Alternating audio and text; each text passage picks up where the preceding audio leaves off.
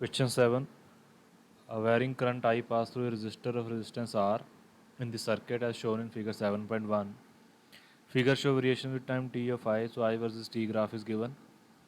Current has magnitude 2I naught when it is in positive direction and I naught when it is in negative direction. The period of the variation of the current is t. Determine expression of I naught and R for the power P. In terms of I naught and R, you have to find the expression for P.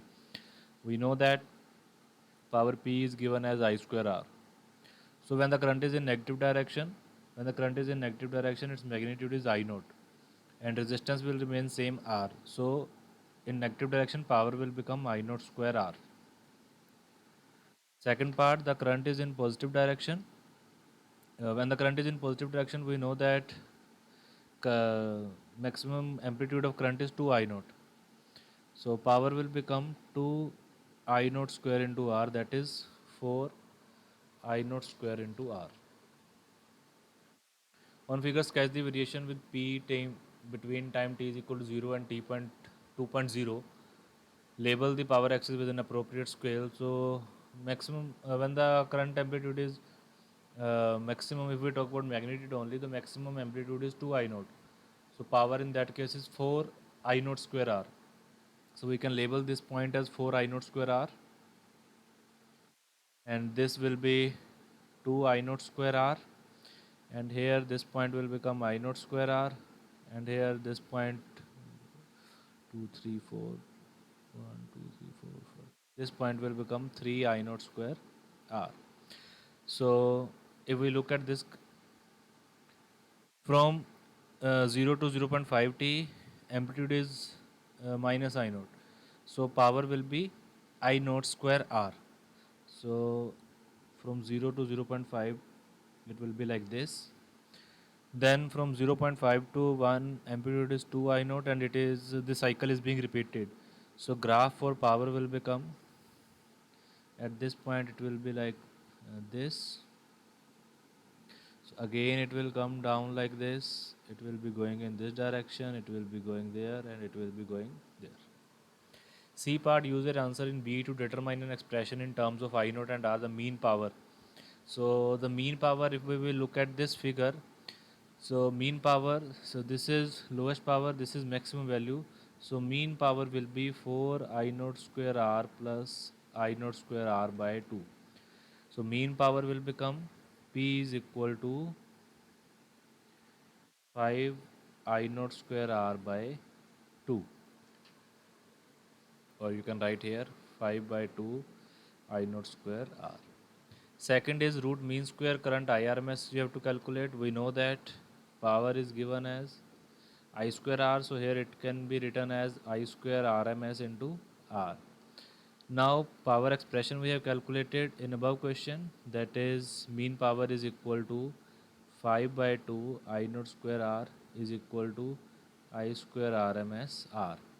So R and R will cancel out. So in this case I RMS square is equal to 5 I naught square by 2. So I RMS will be equal to root 5 by I naught into, sorry, root 5 by 2 into I naught. Eighth question, show that the momentum P of a photon of electromagnetic radiation with wavelength lambda is given as P is equal to h by lambda. Okay, h is the Planck constant. We know that energy is given as hc by lambda, and also as per Einstein's relation between energy and mass, energy is equal to E is equal to mc square. So if we equate both these equations, then we can write hc by lambda is equal to mc square. C and C will cancel out. So we can write that where mc, mass into velocity, is momentum. So momentum is equal to h by lambda.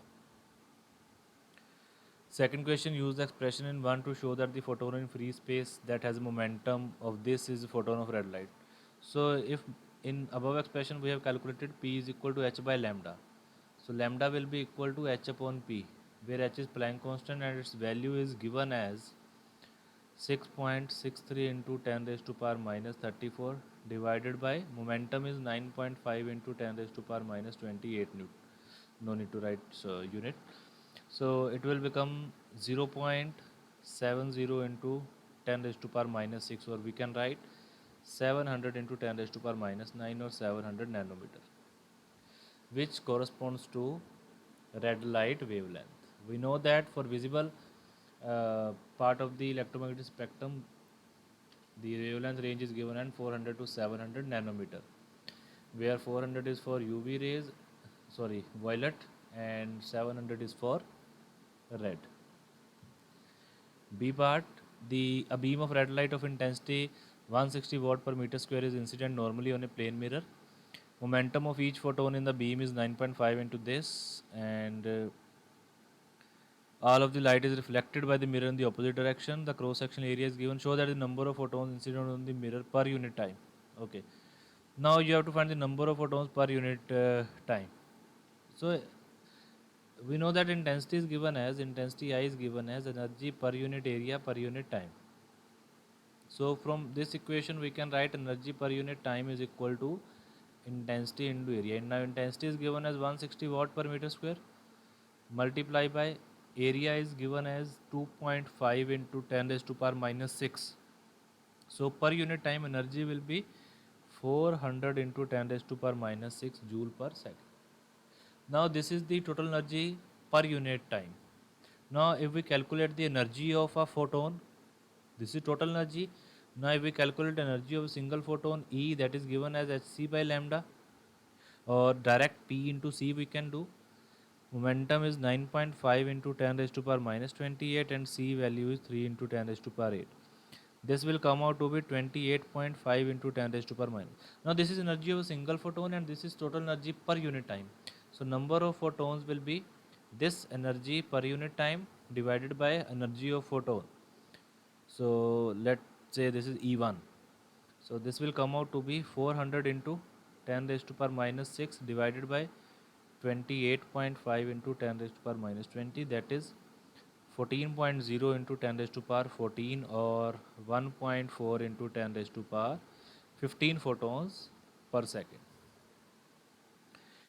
Use the information in B1 to determine the pressure exerted by the light beam on a mirror. We know that pressure is given as force upon area, and force is given as delta P upon delta T into area. Now delta P by delta T is the change in momentum per unit time. Okay. Now momentum is given that 9.5 into 10 raised to power minus 28. Now if you will look at this figure, uh, this is the incident and it will be reflected back. So let's say this momentum is P. So for after reflection it will be minus P. So total change, if you will calculate, it will be minus P, that is minus 2P. Or if I write in magnitude only, then change in momentum will be 2 times momentum P. So this is the change in momentum of single photons, and we have to find the total change in momentum, that will be change in momentum of single photon multiplied by the number of the photons. So it will come out to be 2 into 9.5 into 10 raised to power minus 28 multiply by 1.4 into 10 raised to power 15, that is number of photons, divided by area 2.5 into 10 raised to power minus 6. On solving you will get 1.1 into 10 raised to power minus 6 Pascal. So 1.1 into 10 raised to power minus 6. C part, the beam of red light is now replaced with beam of blue light. Suggest and explain whether the pressure exerted on the mirror is less than, same, or greater. Okay. So if it is replaced with blue light, now we know that lambda blue is less than wavelength of red light. And if lambda blue light is less than lambda of red light, so energy of blue photon, we can say blue light photon, is greater than energy of red light photon. And when lambda is given, we know that P is equal to h by lambda. So if lambda blue is more, this means momentum in case of blue will be greater, in case of blue as compared to in red. Okay. The number of photons, we know that it is given a total energy per unit time divided by energy of photon. And if you remember, energy per unit time we have calculated is equal to intensity into area.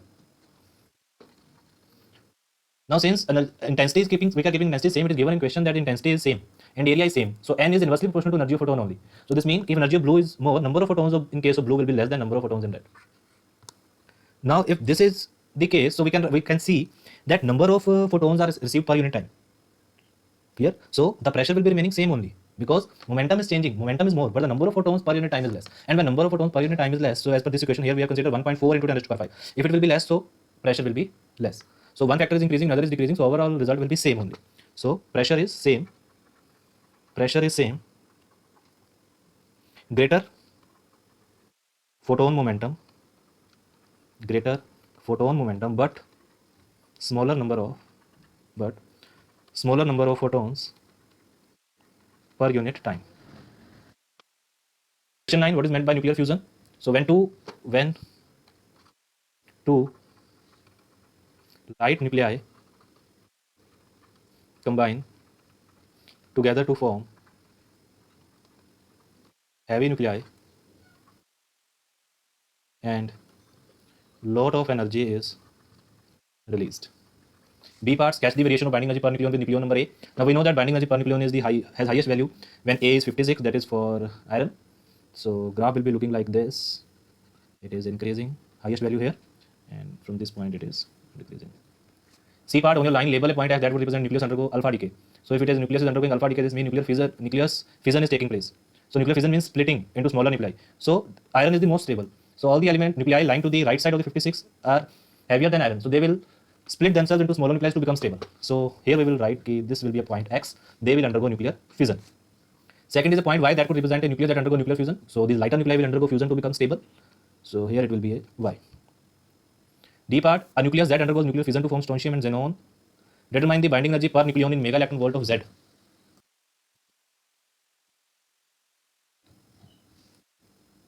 So it is given that you have to determine binding energy per nucleon, and 1 mole of Z releases this joule of energy.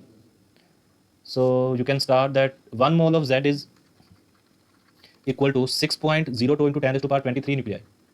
So this means 6.02 into 10 raised to power 23 nuclei are producing 1.77 into 10 raised to power 13 joule of energy. So one nuclei will produce 1.77 into 10 raised to power 13 divided by 6.0 into 10 raised to power 23 joule of energy, which will be equal to 0.294 into 10 raised to power minus 10. Now we look at the equation. So nucleus Z undergoes fission to form strontium and xenon. So binding energy of strontium plus xenon minus binding energy of Z, it is equal to the value that we have calculated right now, 0.294 into 10 raised to power minus 10. So means binding energy for Z is equal to, now for strontium and xenon you will add these two values, so you will be getting 2.776 into 10 raised to power minus 10 joule. You will be adding these two values and subtracting this value. You will be getting 2.776 into 10 raised to power minus 10 joule. Now what is the mass number of Z? The mass number of Z will be equal to, here from this equation we have to find, so it will be 93 plus 139 plus 2 minus 1. 93 plus 139 plus 2 minus 1, as mass number will be conserved, so it is equal to 233. So binding energy, this is for binding energy for whole sample what is kept. So mass number of Z is equal to 233. So binding energy per nucleon of Z is equal to 2.77 into 10 raised to power minus 10 divided by 233, which will be equal to 11 point, or you can write 11 only, 11 into 10 raised to power minus 13 joule. And we know that 1 electron volt is equal to 1.6 into 10 raised to power minus 19 joule. So 1 mega electron volt is equal to 1.6 into 10 raised to power minus 13 joule. So this is in joule. You want to convert it into MeV. So 1 joule is equal to 1 by 1.6 into 10 raised to power minus 13 mega electron volt. So it will be 1.11 into 10 raised to power minus 13 divided by 1.6 into 10 raised to power minus 13. So it will be 7.43 mega electron volt. This will be your final answer. Now last question, question number 10. Ultrasound and X-ray are both type of wave that are used in medical diagnosis to form images of internal body structure. Now you have to complete table 10.1. Method of production of ultrasound. So method of production of ultrasound is vibration of quartz crystal. Method of production, vibration of quartz crystal. And for X-rays it is electrons hitting metal target. Electrons hitting metal target. And how they are detected? So they are reflected and X-rays are transmitted. B part, for one type of wave passing through tissue, the wave has 72% of its initial intensity after it has passed through 6.2 cm of the tissue. Calculate the linear attenuation coefficient mu. So we know that I is given as I naught into e raised to power minus mu x. Now it has the wave has 72% of its initial intensity, means 72 by 100 into I naught is equal to I naught into e raised to power minus mu into 6.2. So you will get, if you will convert it into natural log, it will be log natural 72 by 100 is equal to minus mu into 6.2. So mu will be equal to 0.053. Second, another wave of the same type passes through 9.3 cm of the same tissue. Calculate the percentage of initial intensity of the wave that is attenuated. Now, again we will use that formula that I by I naught is equal to e raised to power minus mu x. Now I by I naught is equal to e. Now mu will remain same because it is dependent on the material only. So it will be 0.053 and thickness is 9.3 in this case. So we are getting I by I naught is equal to 0.61. So this means I is equal to 0.61 times I naught. So it means it is 61% only. If it is 61%, then what is attenuated? So attenuated will be 100 minus 61, that is 39. So percentage attenuated is 39%. So thank you. Thanks for watching the video.